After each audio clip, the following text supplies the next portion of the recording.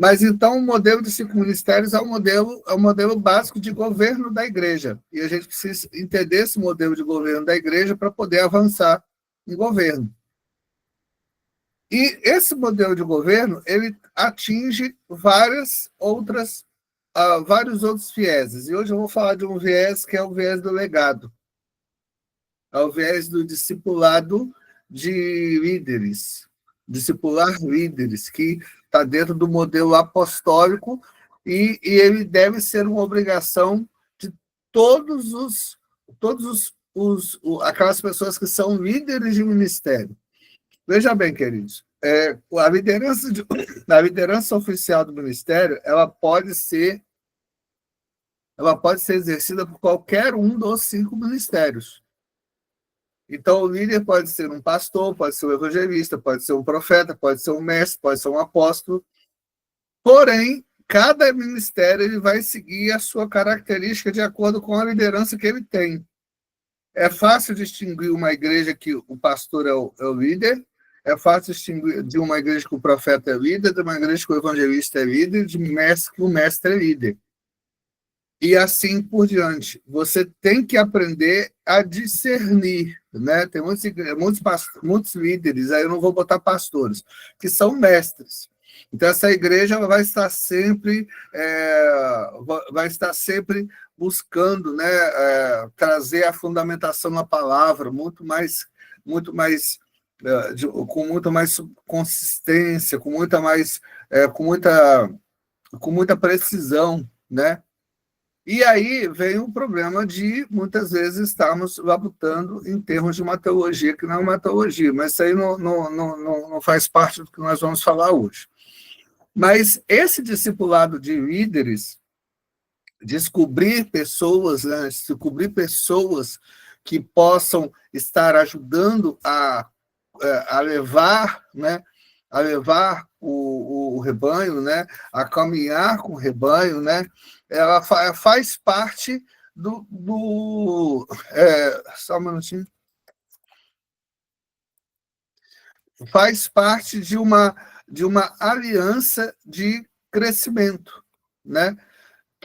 De crescimento que Deus já estabelece lá atrás com o povo de Israel saindo para o deserto, quando Deus envia Jetro como um conselheiro, né? Onde ele estabelece o conselho getroniano, onde ele fala para Moisés estabelecer líderes que sejam subordinados a líderes, a outros líderes e a outros líderes, e assim todos possam dividir a carga do ministério. E Moisés era aquele que era, vamos dizer assim, era a última instância antes de Deus, antes de fato de chegar a Deus, mas instâncias menores. Isso aí é do conselho getroniano. Era um estilo de governo de um do povo de Israel. Depois o povo de Israel escolhe ter um rei. Primeiro se levantam os juízes, né? Porque os juízes, na verdade, eram homens e mulheres que socorreram Israel por conta da sua rebelião, e porque por conta da rebelião eles foram entregues nas mãos de outros povos. E depois desses líderes vem, então, abaixo desses líderes vem, então, abaixo desses líderes vem, então, depois dos líderes, depois dos juízes, vem, então, os reis, que foi uma escolha do povo, mas o próprio Deus havia ordenado. Porém, a igreja, o sistema da igreja, de maturidade da igreja, é um sistema de governo que está atrelado a crescimento dentro de uma unção, dentro de uma visão de 5 ministérios. E a gente precisa entender como cada líder, e aí eu vou falar para líderes aqui, que são pastores, que são evangelistas, que são mestres. Temos igrejas aqui, irmãos, que às vezes a pessoa carrega um título qual ela não é. Isso daí dificulta muito o caminhar nessa pessoa. Então, nós precisamos entender isso, porque o que nós precisamos aumentar em maturidade é entender o que eu sou. E o maior desafio nosso é entender especificamente qual é o meu chamado. entender especificamente qual é o mandamento de Deus para mim. A partir do momento que eu entendo quem eu sou, não vou ter problema de crescimento de igreja. Porém, as pessoas, hoje, queridos, muitas pessoas elas estão trazendo modelos confusos dentro da igreja. Por exemplo, nós vemos evangelistas que querem se mover como pastores, apóstolos que querem se mover como pastores, aliás, pastores que querem se mover como apóstolos, e assim por diante. Ou seja, vários nomes que ficam até confusos, porque você não consegue. Você olha para a pessoa, você identifica na pessoa o ministério dela, às vezes ela é um grande evangelista, mas ele quer ser chamado de profeta, de pastor.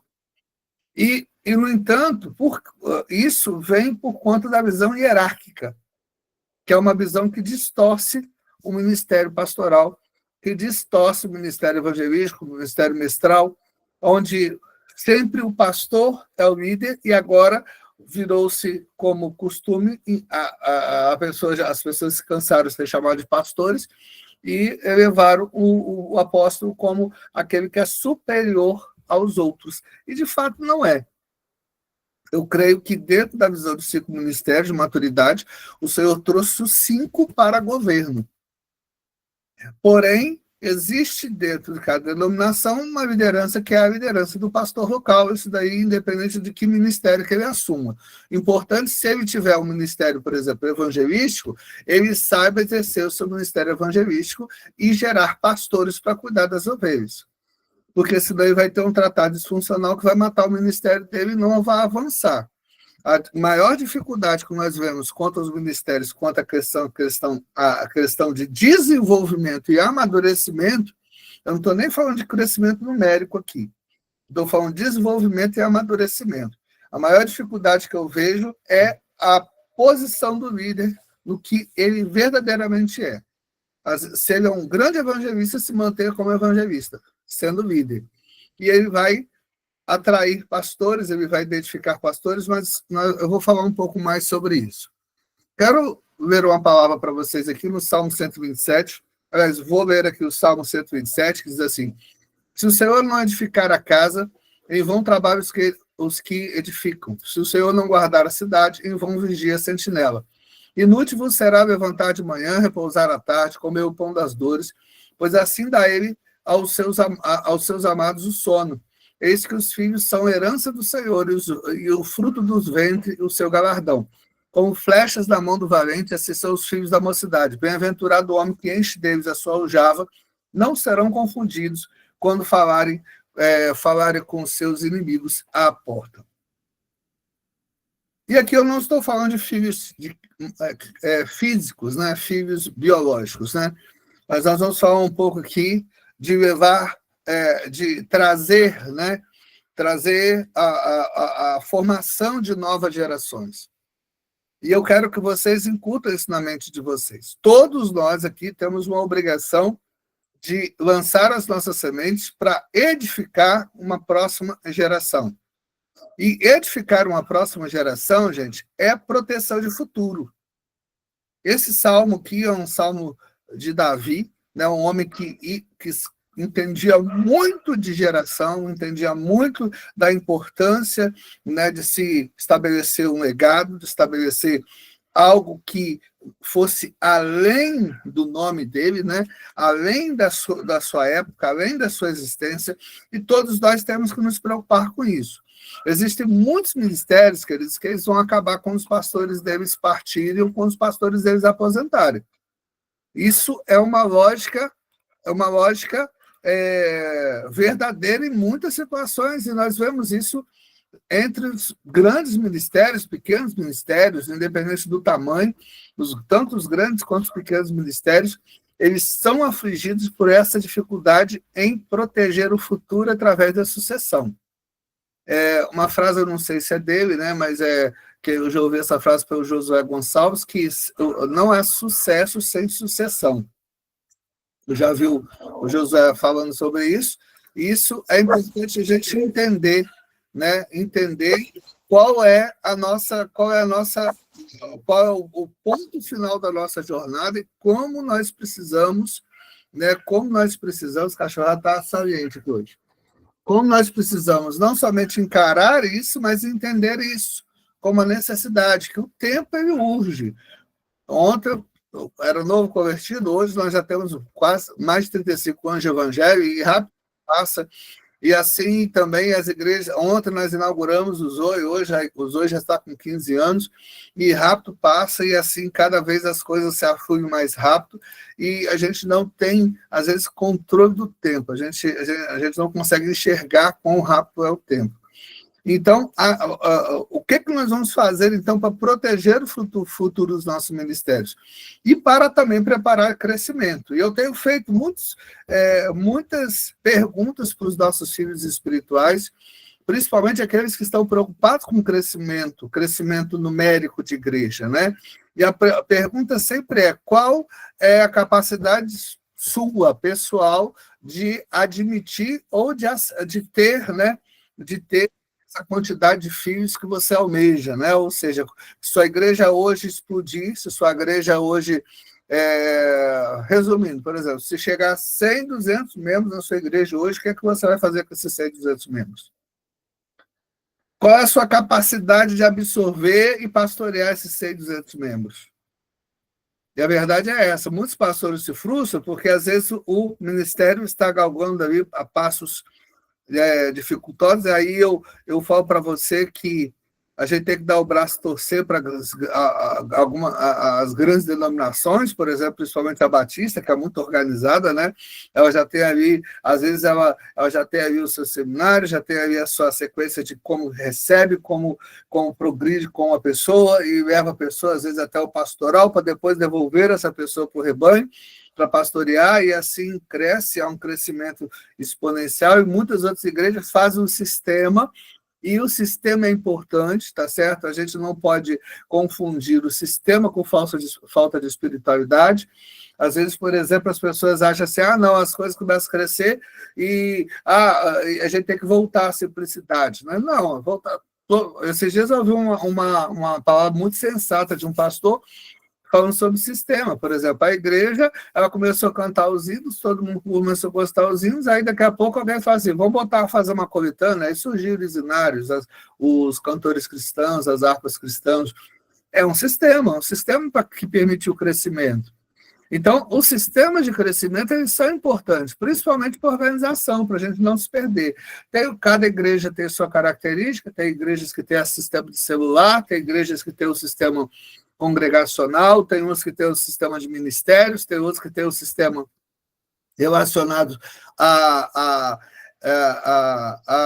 não a ministérios específicos, mas a grupos grupos que são considerados macrocélulas, né, que na verdade são igrejas que se formam, que se afiliam, né? Então, a gente tem esses vários sistemas de crescimento. E respeitando o sistema de crescimento, a gente se prepara para crescer. Mas qual é a base desse sistema de crescimento? Geração de líderes. Geração que eu chamo de filhos espirituais, como eu estou falando. Os filhos espirituais são a nossa proteção do futuro. A maioria dos pastores, eles querem pastorear com a visão de evangelista.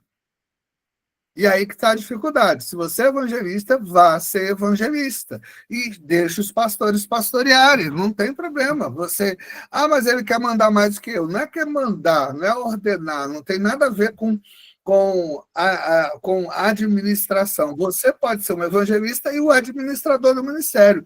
Mas na hora de pastorear, deixa alguém que tem um chamado para pastorear. Então, isso é importante para nós protegemos o futuro. Porque mais importante do que edificar uma grande igreja é proteger essa igreja. E proteger está dentro de guardar e sustentar essa igreja. E como que eu vou proteger uma igreja se eu não consigo sustentar essa igreja administrativamente, sustentar a maturidade, sustentar o crescimento? Então, eu preciso proteger a minha congregação edificando e também guardando essa igreja. Então, para isso, eu preciso me organizar. Porque, irmãos, senão acontece igual a Torre de Babel. Quanto maior a igreja, daqui a instituição, daqui a pouco ninguém está falando nada, ninguém está entendendo nada que um outro está falando. Por quê? Porque não se tem um sistema, não se tem uma edificação, não se tem nada que proteja esse sistema, né? Porque, irmãos, veja bem, a palavra do Senhor fala que a mulher sábia, ela edifica a sua casa, mas a tola, ela destrói com as suas próprias mãos. E aí que tem uma questão. Até a tola um dia já edificou. Até a tola um dia já edificou a sua casa. Só que chegou um momento, por conta da sua tolice, por conta dos seus preconceitos, por conta dos seus traumas, por conta seus sofismas de mente, né? Às vezes a sua dificuldade de crescimento, de ver o crescimento, de ter maturidade do crescimento, ela destruiu com a própria mão. Mas antes disso, ela edificou. Então, muitas vezes, nós pensamos só naquela que destrói, mas ela formou um lar para destruir. E, às vezes, nós estamos na condição dessa mulher, né? Que, por conta das nossas tolices, as nossas dificuldades de crescer, as nossas dificuldades de ter maturidade, porque isso vem de quê? Isso vem de um sistema que nós não estamos unindo uns aos outros, mas nós estamos competindo com os outros. Então, o pai, o pastor, o líder, o sacerdote, ele não é uma escada para pessoas, ele é um teto. E esse teto, ele tem uma fachada de proteção, mas ele impede o crescimento dos filhos. E, queridos, é uma necessidade para nós entender que nós precisamos proteger o crescimento. Nós vamos proteger o crescimento elevando pessoas a estarem junto conosco, às vezes até em mesma estatura. Colocando pessoas, às vezes, para estar conosco e terem, vamos dizer, uma mesma ordem de domínio. Hoje, por exemplo, nós temos os pastores do Zoe. E os pastores do Zoe, eles estão aí para servir, eles estão aí fazendo a obra do Senhor, e de maneira nenhuma, eles são menores do que eu em relação ao apostolado. Não, eles estão exercendo o ministério deles. Hoje eu tenho uma responsabilidade sobre o Zoe como sacerdote do Zoe, porque eu tenho uma responsabilidade civil sobre o Zoe, né, que é diferente apenas da responsabilidade administrativa. Porque como uma responsabilidade civil, como a igreja ela tem um ministério, ele tem uma obrigação civil, eu assino por esse ministério. E por isso, se acontecer qualquer coisa, eu respondo por esse ministério. Então, o Zoe está debaixo da minha responsabilidade civil. Mas, de uma forma ou de outra, tem os pastores que são os que ordenam as congregações. Lógico que nós vamos, através do apostolado, eu vou sedimentar as estruturas, as bases sobre quais essas estruturas vão ser edificadas. Então, aí vem a minha responsabilidade como apóstolo de lançar os fundamentos para os pastores construírem. Para quê? Porque da manhã depois eu não chegar lá em São Paulo e lá na igreja da pastora Miriam encontrar uma Deus Amor, uma Assembleia de Deus, uma Batista. Eu tenho que ir para lá encontrar um Zoe. Então, para que isso se garanta, é a minha responsabilidade como sacerdote, como apóstolo, lançar os fundamentos. Aí os pastores vão edificar sobre os fundamentos. Quando a pessoa, por exemplo, vamos dizer aqui, já que eu botei a pastora Miriam aqui, a pastora Miriam é uma grande evangelista, né? Uma grande evangelista. Então, a pastora Miriam, ela quer pastorear como evangelista, ou seja, ela quer pastorear com uma visão evangelística, ela vai ter problema. Ela vai ter problema, porque a preocupação dela só vai ser ganhar almas, e a maturidade não vai vir. A preocupação dela sempre vai ser lançar a rede. Então, ela nunca vai estar preocupada com trazer maturidade para a igreja. Por isso que, como o evangelista é aquela pessoa que naturalmente, o seu ministério está debaixo de milagres, de poder, de graça, coisas que chamam a atenção, expulsão de demônios e outras obras, né? Então, o que acontece? A igreja vai se tornar essa igreja que se move através disso. O dia que não tiver nada disso, meu querido, a igreja para, a igreja estagna. Não, o culto hoje foi frio, o culto hoje não sentia a presença de Deus, não porque não teve reteté, porque não teve nada, não teve profecia. Então, a gente acaba trazendo isso, né? Trazendo isso com uma certa dificuldade de entendimento. Por isso, nós precisamos entender que nós precisamos aliançar esse nível de crescimento. Por quê? O nível de crescimento não vai estar relacionado ao número de pessoas que eu ganho, mas o quanto eu estou preparado para receber essas pessoas que vão ser ganhas. Eu estou falando isso para uma pessoa que passou por esses processos e está passando por esses processos de crescimento. Eu entendo isso como uma forma de que Deus ele vai nos tratando também, porque a gente erra muito. E hoje a gente quer aconselhar para que as pessoas não cometam o mesmo erro que nós cometemos no passado. Mas o que eu vou deixar para essas pessoas? E veja bem, aí tem um conceito muito claro, que é o conceito de herança. Herança é algo que eu vou deixar para alguém. Eu vou deixar para alguém, e às vezes a pessoa vai ganhar isso mesmo sem esforço, mesmo sem ter lutado, mesmo sem ter batalhado por aquilo, mesmo sem ter buscado isso de alguma forma, essa pessoa vai receber essa herança. Provérbios 13, 22 fala assim: o homem de bem deixa uma herança aos filhos de seus filhos, mas a riqueza do pecador é depositada para o justo. Aqui fala que o homem de bem vai deixar uma herança, e a sua herança ela não vai atingir somente seus filhos, ela vai atingir os seus netos. Nós cremos numa herança que vai até a 4ª geração, então vai atingir os bisnetos, né?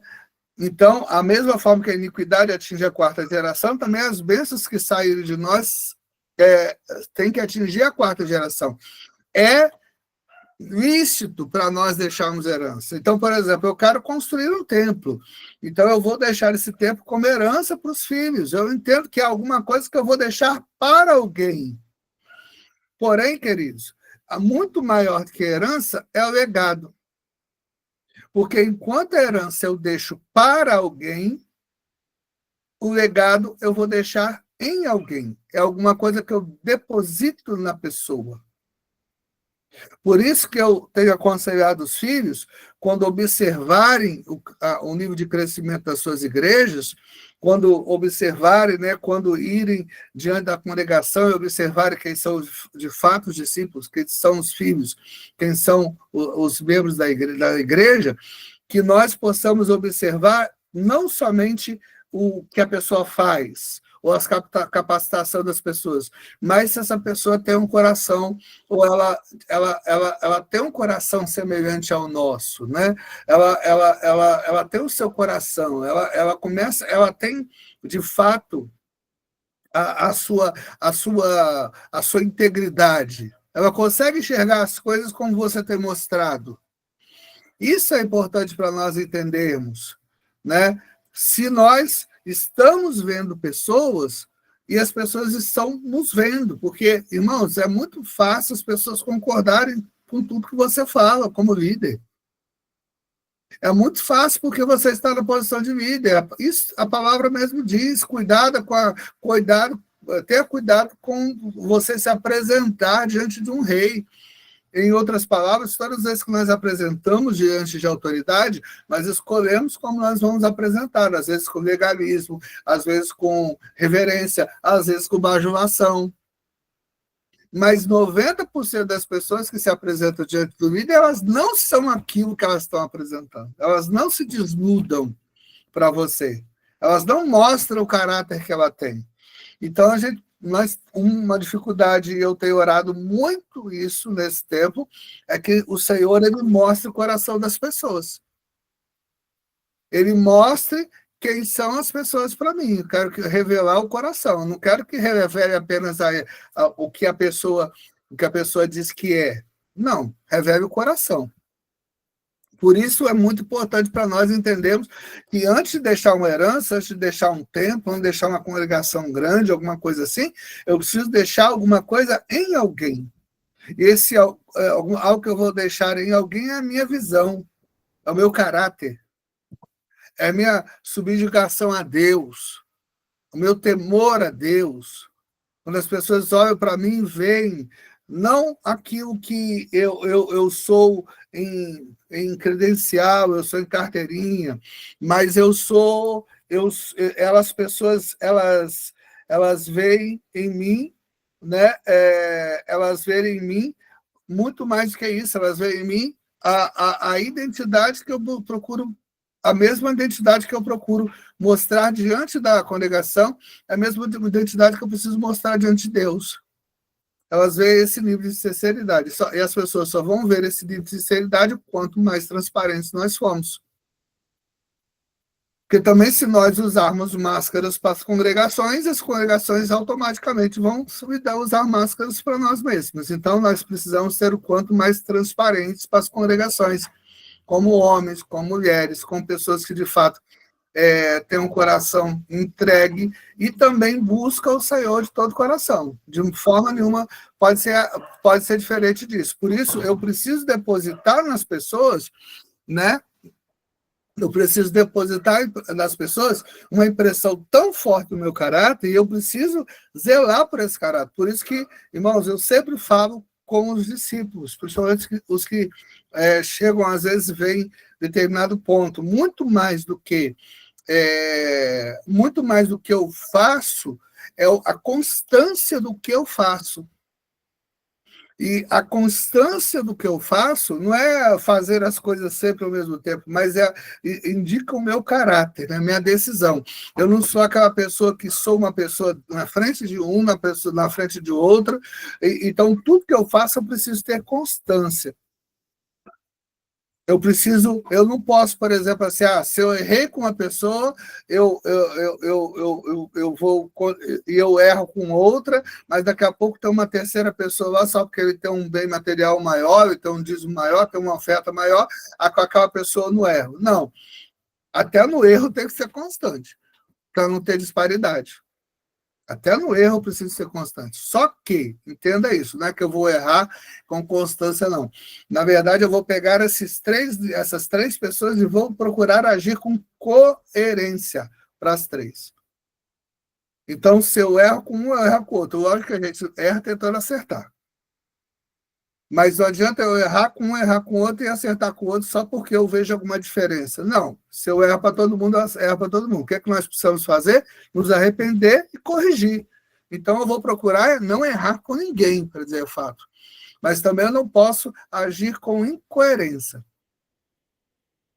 Veja bem, a partir do momento que você consegue levar o seu coração para a pessoa, que você consegue transmitir sua visão, transmitir o seu caráter, transmitir o seu legado. Irmãos, eu tive um primeiro pastor, na verdade não foi o primeiro pastor, foi o segundo, mas ele foi o que eu tive mais convivência, eu tive sobre a pastoreio dele por mais de 20 anos, e por mais de 20 anos eu conheci muito dos mal e do bom desse pastor. Das coisas boas que ele fazia, também das coisas ruins que ele fazia.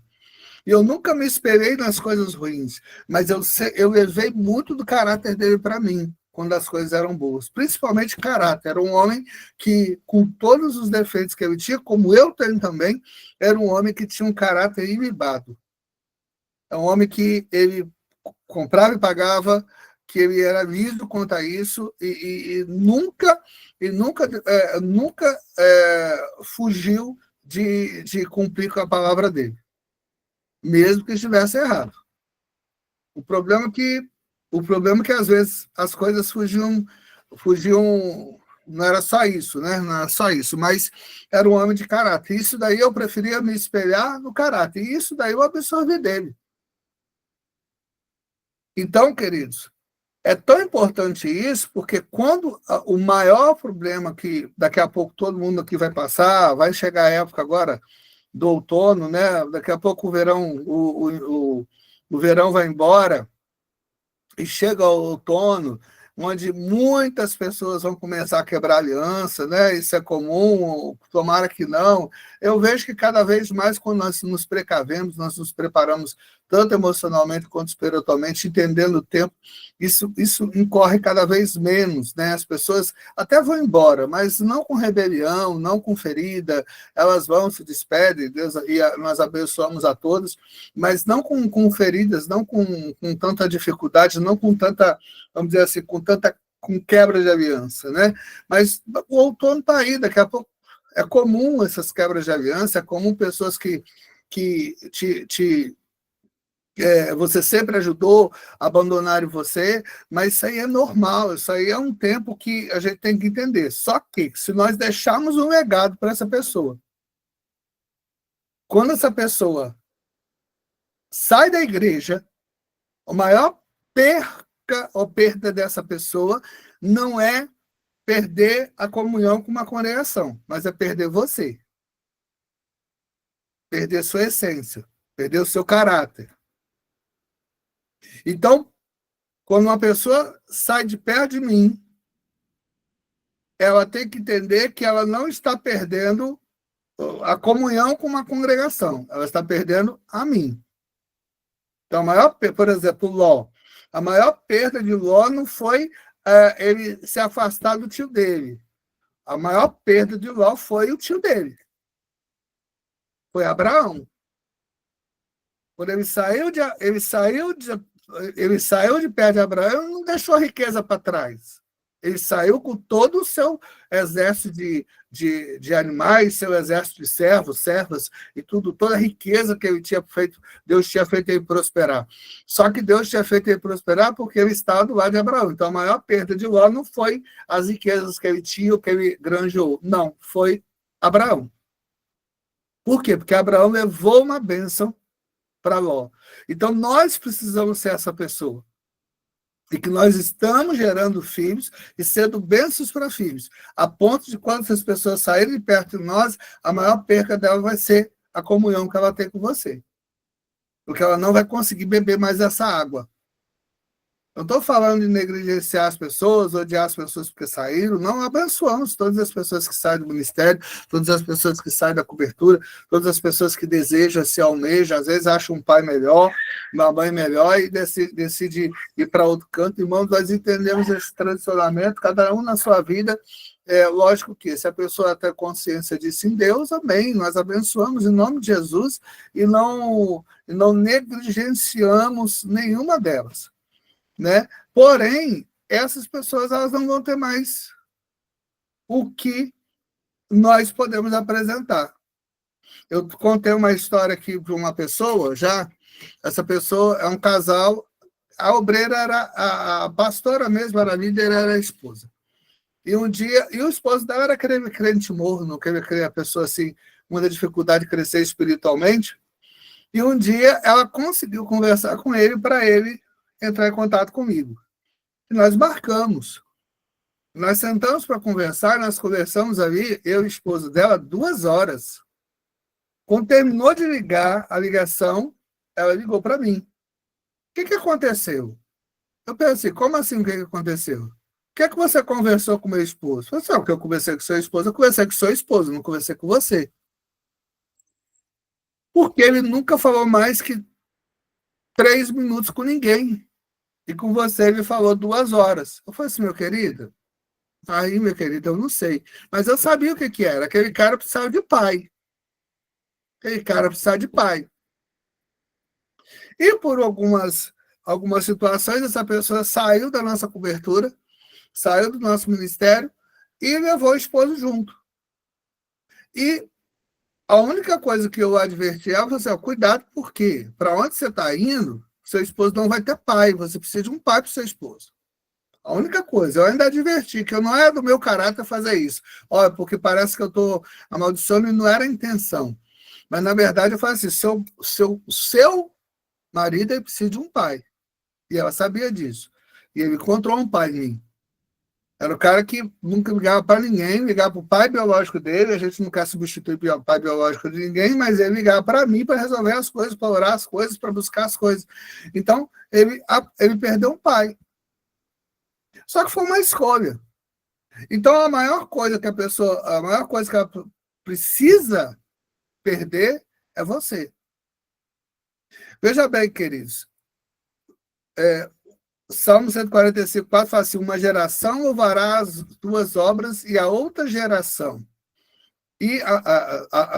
Perdão, uma geração louvará as suas obras a outra geração. Ou seja, uma geração louvará as obras da outra geração e anunciará as suas proezas. Então, a geração que vem, ela tem que louvar o que sai da sua mão. Isso é uma consciência sobre o legado. Porque nós temos que gerar nos nossos filhos espirituais pessoas que, de fato, elas honrem o nosso nome, mesmo quando nós partimos. E anunciem o que foi feito.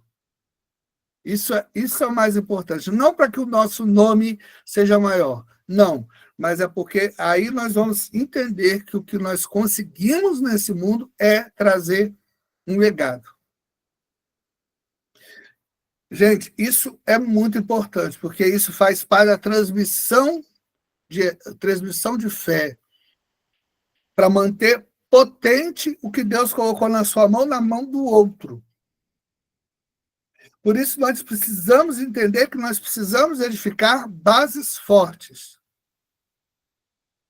Bases fortes que transcendam a política de uma igreja, uma política de denominação. Por isso, às vezes, vai ser muito necessário você, que é apóstolo, tem muitas pessoas aqui que têm um chamado apostólico, abandonar o pastoral, preparar pastores, já começar a preparar pastores para exercer o comando das suas igrejas, para se dedicar ao apostolado, porque Deus está requerendo de você que você entre para o apostolado. Se você é evangelista, está mais que na hora você pegar o seu cajado evangelístico, evangelizar e preparar um pastor. Às vezes eu vejo muito comum aqui, irmãos. Eu vou falar aqui, tem pessoas que vão saber, porque eu já falei para elas, mas eu não vou citar o nome. Por exemplo, nós temos filhos aqui que às vezes o marido é evangelista, a esposa é pastora. Aí eu falo para o marido, deixa sua esposa. Deixa sua esposa pastorear. Deixa sua esposa pastorear. Entenda a sua missão de ser evangelista. Não queira pastorear com a mentalidade evangelista. Porque senão você vai desnutrir a igreja. Né? Impedir. Você acha que você vai ver um crescimento da igreja, você vai impedir o crescimento da igreja. Então, queridos, a primeira base a qual eu vou precisar identificar é o meu próprio chamado. Esse próprio chamamento que o Senhor me deu. E a partir disso, eu vou identificar os chamados de pessoas que estão à minha volta e injetar neles a necessidade de ativar os ministérios deles. Como líder, minha obrigação é essa. Identificar a jurisdição de uma pessoa. Ser evangelista, ele tem que ser evangelista. Mas muitas vezes esse evangelista não vai ser evangelista para a congregação. Às vezes ele vai ser um evangelista, por exemplo, para a educação. Ele vai ter um chamado para o evangelismo na educação. Então ele vai ter que fazer uma faculdade, vai ter que fazer uma pedagogia, vai ter que fazer um curso a qual capacite para ministrar aulas, para ganhar almas lá dentro da sala de aula, lá dentro da área a qual ele foi chamado. Às vezes você vai ter que identificar o pastoral e entender que esse pastor não é um pastor para estar dentro da igreja, mas ele é um empresário que vai ser pastor lá dentro da empresa dele. Ele vai estar lá na esfera de comércio, na esfera a esfera de economia, e ali ganhando almas e pastoreando pessoas, cuidando de pessoas. Ele é um pastor, ele vai ser um apóstolo, ele vai fundamentar, Deus vai dar uma panação para ele, e ele vai fundamentar uma visão totalmente ampla de um comércio diferente, alguma coisa que nunca ninguém experimentou, e ele vai divulgar isso, ele vai enriquecer, e ele vai ser uma bênção para a igreja, vai ser uma bênção para o reino. Então, a minha obrigação como pastor, como líder, como a pessoa que está na frente, é identificar a jurisdição de cada um, não forçando as pessoas a assumir cargos. Então, queridos, Eu aconselho vocês das suas igrejas, pastores, líderes, apóstolos, começa a botar nome, desculpa a palavra aqui, não é bem isso, mas o nome nos bois, né? Que é um ditado popular, né? Botar nome nos bois, ou seja, quem é pastor, quem é evangelista, quem é ministro é ministro. Se a pessoa é um grande empresário, irmão, identifica a jurisdição dessa pessoa como empresário no mundo da economia, vai lá, incentiva ele. Ah, não, mas eu identifiquei ele como pastor, então ele vai ser pastor lá naquele lugar. Então, você começa a trazer essa pessoa a visão pastoral, ensina ele a ser pastor dentro de onde ele está. Isso é algo que está dentro de um mover sobrenatural que a gente tem que ter, porque aí você vai impulsionar pessoas e derramar de si dentro das pessoas. Porque o maior objetivo, queridos, não é que as pessoas elas assumam o seu lugar. Porque, irmãos, quem é chamado, quem tem um chamamento, vai transbordar esse chamamento. Então, para eu transbordar um chamamento, eu não tenho que me preocupar do que sai de mim, do que emana de mim, ele vai ser roubado por outro, de maneira nenhuma. No entanto, eu preciso olhar essas pessoas que estão à minha volta, eu preciso olhar esses homens e mulheres que estão à minha volta e enxertar neles, identificar, posicionar e investir o meu tempo neles. Então, o grande problema aí do pastoreio com visão evangelística, né? Ou do apostolado com visão evangelística. Eu estou preocupado com quem está chegando, e eu não estou preparando ninguém para tomar conta desse povo que está chegando, porque eu acho que a obrigação é minha. Então, como pastor, eu tenho que preparar evangelistas, eu tenho que preparar mestres para ensinar, eu tenho que preparar outros pastores para cuidar, e eu tenho que, como líder, eu tenho que começar a trazer essa dinâmica. Ah, pastor, mas acontece muito isso, muitos pastores já viram isso acontecer com o meu apóstolo, as pessoas, ele injetar pessoas, ensinar pessoas, fazer pessoas crescerem, e depois, quando essas pessoas já se acham grandes, elas batem no ombro do apóstolo e falam assim, meu apóstolo, já está suficiente, não preciso do senhor mais não, obrigado até aqui, e vai lá, às vezes, ter a coerência de trocar a placa da igreja, às vezes nem essa coerência tem, mantém a mesma placa com o nome do antigo e toca o barco porque já tem um nome. Então, queridos, isso é muito frustrante às vezes para o líder quando você vê uma pessoa tomar esse porte, mas o que ela está perdendo não é apenas ela não está perdendo uma comunhão com você, ela está perdendo você. Ela está perdendo o seu chamado. E uma coisa é certa, irmãos, como nós tratamos nossos líderes, nós vamos ser tratados. Como nós tratamos a nossa paternidade, nós vamos ser tratados. Se nós tratamos a nossa paternidade com honra, nós vamos ser honrados. Se nós tratamos a nossa paternidade com desonra, nós vamos ser desonrados. Isso aí é lícito e verdadeiro. Eu já vi isso acontecer N vezes. As que desonraram, depois elas são desonradas também. Então, isso é extremamente comum, queridos. Eu preciso trazer isso para vocês hoje, porque o mais importante que eu preciso fazer não é pastorear com uma visão evangelística, eu preciso entender que as almas virão. A verdade é essa, eu preciso entender que as almas virão e o Senhor vai trazer as almas, com certeza. O Senhor é o responsável, na verdade, irmãos, o maior interessado no crescimento da obra é o próprio Espírito Santo do Eterno. Pois ele é o mais interessado no crescimento da obra, porque ele é quem vai agregar pessoas para o seu ministério, ele que vai convencer pessoas para estarem no seu ministério. Não se preocupe que isso vai acontecer. Só que tem uma coisa, nós precisamos preparar para o crescimento. Nós não vamos preparar o crescimento como pastoreando com visão evangelística. Porque nós precisamos ter uma visão de gerenciamento e de trazer legado sobre filhos. Por isso, você tem uma igreja aí com 5 pessoas. Irmãos, identifica um filho entre as 5 pessoas. Apóstolos, os 5 são filhos. Irmão, você está no céu e você não sabe. Então, o que você vai fazer com esses 5 filhos? Você vai investir o máximo para levar um legado ao coração deles, para eles terem a sua visão. Você vai estudar, para estudar, incentivá-los a estudar, identificar ali a jurisdição de cada um, incentivá-los, estudar para como você vai lançar essas pessoas, aproximar eles de pessoas que verdadeiramente impulsionam ministérios deles.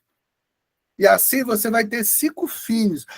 Meu apóstolo, se eu colocar ele para estudar em tal lugar, ele vai ficar por lá. Irmãos, que eu tenho falado, que prende boi no pasto não é cerca, é capim. Se você não se preparar para dar um alimento consistente para o seu filho, ele vai desnutrir, ele vai trocar você pelo outro. Então, você tem que estudar, é uma obrigação sua, você foi chamado para isso, irmão. Se você não quiser estudar, meu amado, abandone o seu ministério ontem. Abandone o seu ministério o mais rápido possível, porque você não vai fazer uma igreja sofrer porque você é preguiçoso, é preguiçosa e não quer estudar. Você precisa estudar. Hoje em dia as facilidades são muitas. Hoje em dia você não precisa. Hoje em dia as pessoas estão desaprendendo a ler. A pessoa pega um áudio e vai ler Bíblia pelo áudio, vai ouvir Bíblia, queridos. Vai ouvir livros, vai ouvir irmãos. As pessoas estão buscando sempre os caminhos mais fáceis. E às vezes esses caminhos mais fáceis, eles não vão trazer legado para pessoas. Porque o nível de absorção que você vai ter de uma informação ouvindo ou assistindo vai ser muito menor do que lendo. A própria neurociência ensina isso. Quando você lê, e melhor ainda, quando você escreve aquilo que você está lendo, você absorve muito mais.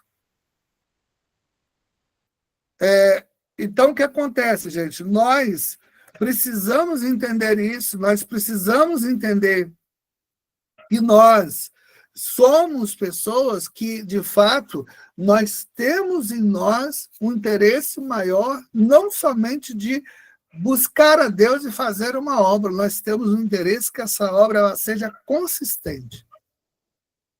Por isso, lute para gerar pessoas.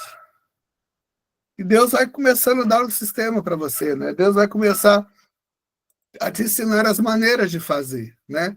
Você vai começar a aprender a fazer coisas, você vai começar a aprender a gerenciar coisas, o Senhor vai começar a te dar orientações, às vezes orientações normais. Se eu puder contribuir com essas orientações, irmãos, eu vou vou contribuir dentro da minha possibilidade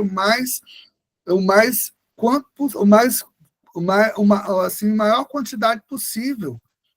Se eu tiver uma experiência, se eu não tiver experiência sobre tal assunto, vai dizer, irmão, não tem. Esse dia o povo está perguntando, apóstolo, o que é que você acha sobre Bitcoin? Eu não acho nada, porque eu não sei sobre Bitcoin. Eu não conheço. Na verdade, eu queria parar para estudar, nunca tive tempo de estudar sobre isso, então eu não sei tudo. Mas eu falo mesmo, irmão, aprende aí e me ensina, porque eu quero também mexer com esse troço aí. Então, queridos, mas o importante é eu trazer não somente entregar para pessoas não somente a minha herança, mas entregar o meu legado. Um legado que seja um legado a qual as pessoas elas vão estar não presas a mim, mas a minha liderança vai fazer diferença na vida dela.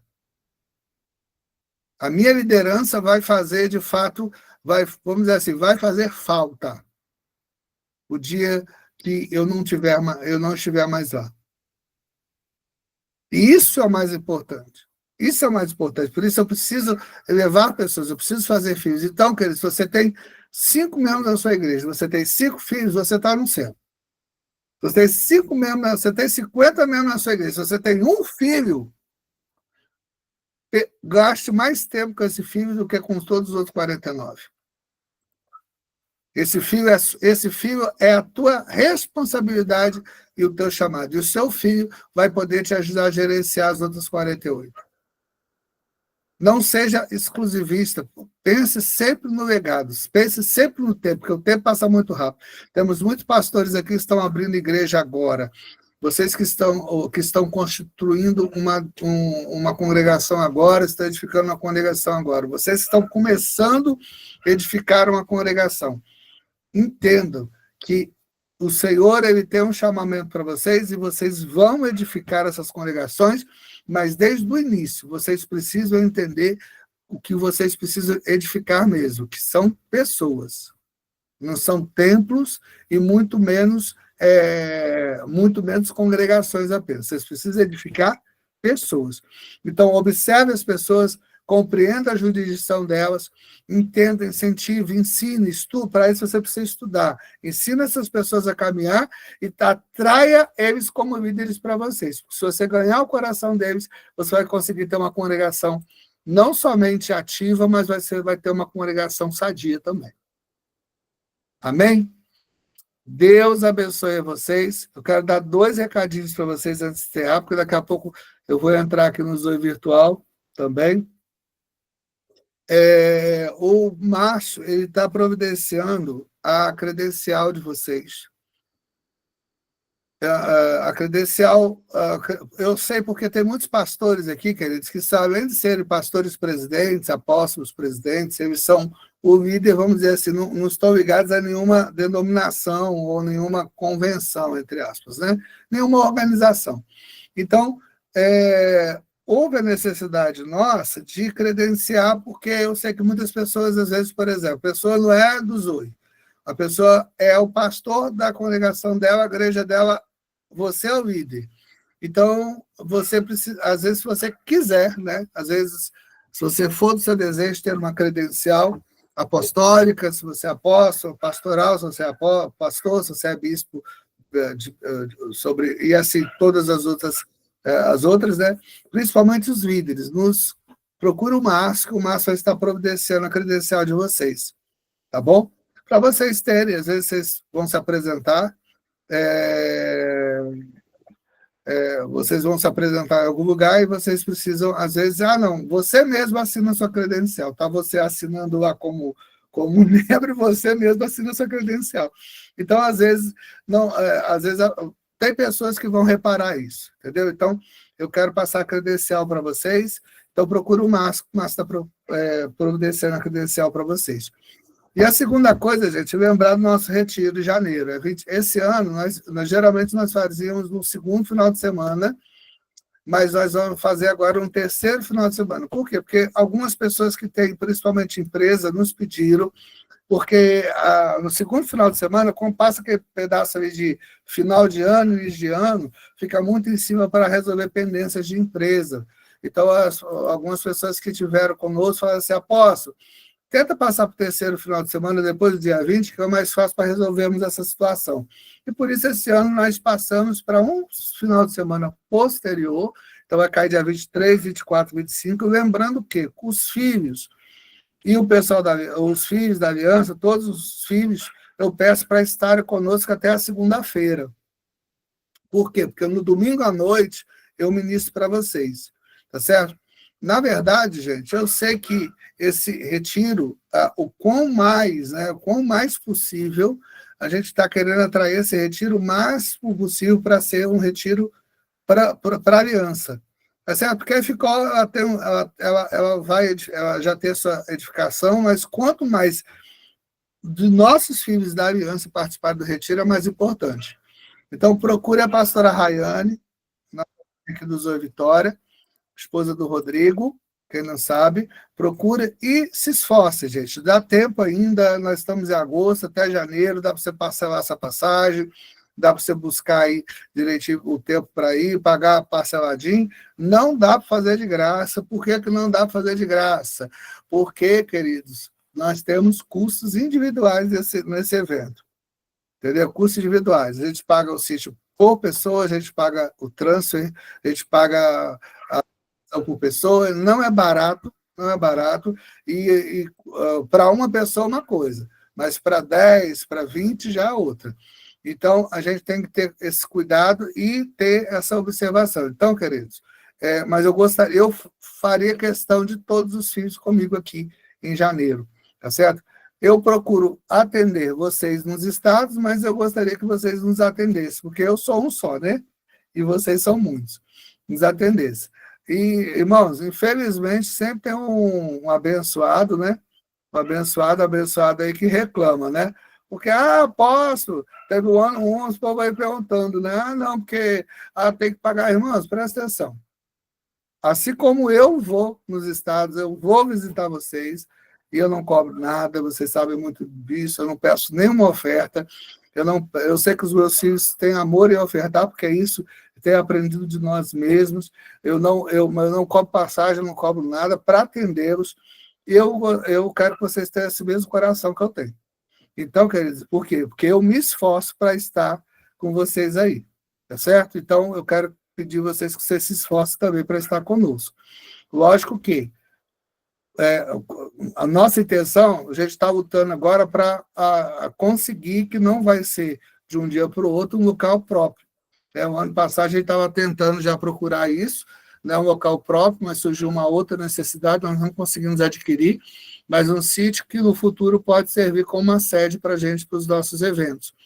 Porém, não é tão fácil. Vocês que estiveram aqui na Casa do Oleiro sabem que a estrutura lá é muito grande, a estrutura é muito meticulosamente arquitetada, e não é barato para montar esse negócio, não, gente. Não é barato. E não só montar, estruturar, mas também para manter depois também não é barato. Então, a gente procura, eu gostaria que a Casa do Oleiro tivesse uma estrutura melhor para atender todos, né? Uma coisa que a gente sempre tem falado lá com eles, a gente busca botar ar-condicionado nesses quartos, botar ar-condicionado nesses chalés, né? Mas, infelizmente, não é nosso, então a gente não pode intervir muito. Mas, de uma forma ou de outra, queridos, é um investimento que vocês vão fazer no Ministério, tá certo? O Ministério de vocês, eu creio nisso, e é um pedido como pai que eu faço. Venham estar conosco nos congressos de janeiro. Tá certo? Dá tempo, porque tem muita gente que fica o ano todo, eu estou falando isso desde janeiro, aí fica o ano todo, quando chega em dezembro, não sei o quê, porque eu não tenho dinheiro, por quê? Porque eu não se precaveu. Se pagasse pouquinho, eu, por exemplo, estou comprando passagem para viagem o ano que vem já, entendeu? Porque principalmente as viagens mais caras. A viagem de Manaus eu comprei com 6 meses de antecedência. A viagem dos Estados Unidos eu comprei com 8 meses de antecedência. A viagem para a África eu comprei com... Foi a que eu menos antecipei, porque eu precisei que o Senhor enviasse o dinheiro, porque dinheiro eu não tinha, mas o Senhor trouxe. Então, assim... mas eu sempre procuro estar com antecedência fazendo, né? Porque eu sei que, por exemplo, nós precisamos, né? O ano que vem, os irmãos sabem que vai ser o nosso ano sabático, né? Nós não vamos viajar tanto para congressos, tá certo? Nós vamos fazer umas 2 ou 3 agendas só o ano que vem oficiais, que a gente não tem como desmarcar, mas as visitas pastorais nós vamos fazer. Nós queremos ir lá em Petrolândia, até o Zoe Petrolândia, nós temos compromisso com o pessoal de São Gotardo, aqui do Zoe Virtual, nós queremos visitar os nossos filhos também, vocês que são da Aliança, nós queremos aproveitar para estar com vocês em algum tempo. Então, queridos, eu preciso estar com vocês. E para estar com vocês, o ano que vem também, a gente tem um seminário para tocar, entendeu? Nosso... Adriana, já dando sugestão aqui. Maricá. Nós temos que zelar pela presença de vocês também, e nós queremos que vocês estejam conosco. Mas é muito mais fácil para todos vocês nos reunirem conosco, irmãos, do que eu ir em todo lugar, todo ano, que não tem, porque eu sou um só, a José é uma só também, nós andamos juntos, nós nem dividimos um para o canto, outro para o outro, porque não é esse nosso chamado é andar junto.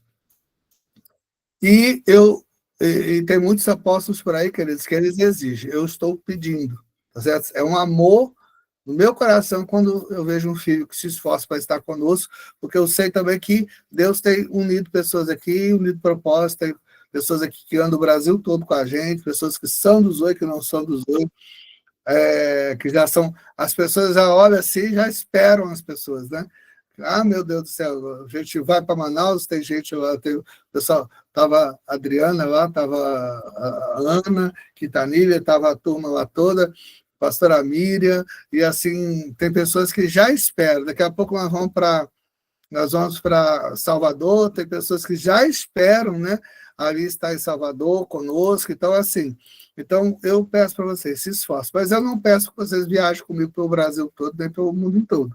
Mas, se vocês puderem estar conosco em janeiro, tá certo? A Ana Catarina já está querendo ir para a África com a gente. Amém, vamos, filho, não tem problema não. Mas, em janeiro, eu quero vocês conosco. Amém? Deus abençoe, então. Que o Senhor traga paz sobre o coração de vocês. O Senhor abençoe. Nós estamos em um tempo já de alargamento de tendas. Agora, lembrando, tem um compromisso de 60 segundos aí até final de agosto. Continuamos com jejuns até em Yom Kippur.